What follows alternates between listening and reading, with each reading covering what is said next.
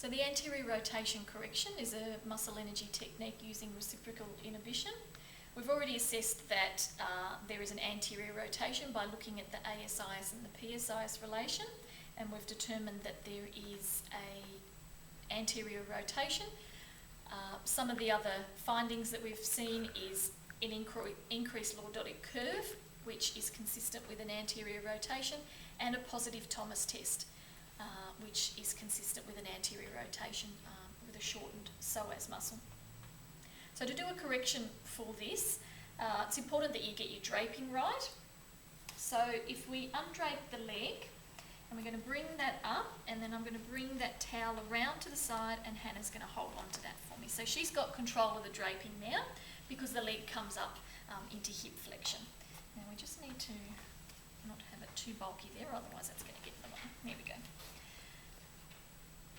The second thing that we have to be very conscious of is that our hands need to go onto the ischial tuberosity to get that leverage.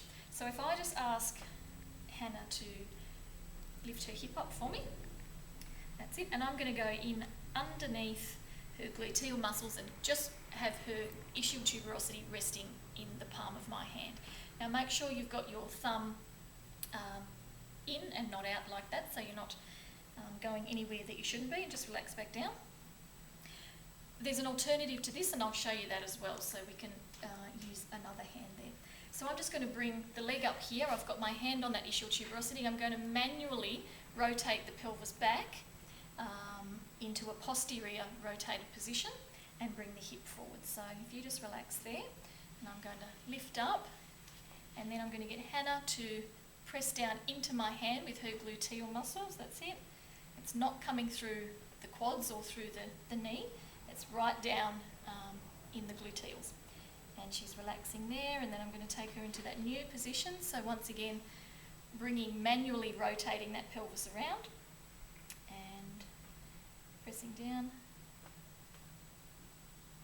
And we're holding that for about 8 to 10 seconds.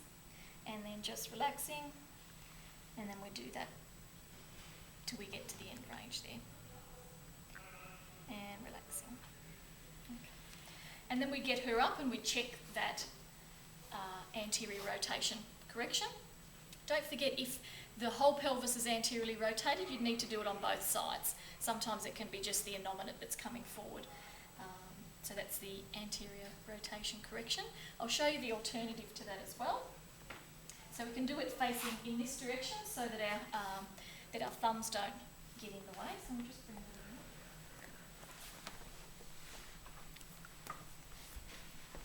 You can take a hold of that there.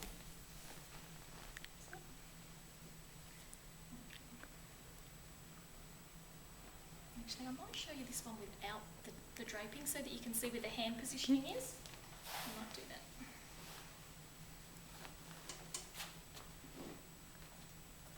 Okay.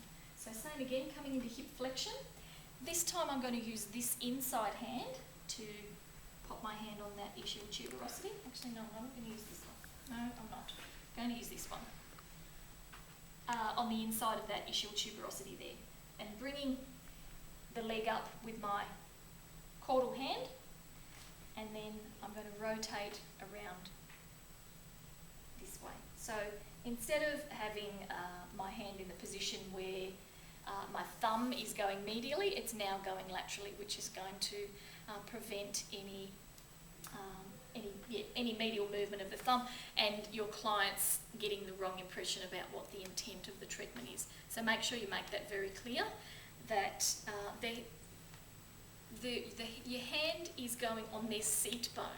So that's probably the best way to describe it, because they're not going to know what an ischial tuberosity is, and I don't want you saying that you're putting your hands on their bottom or their bum.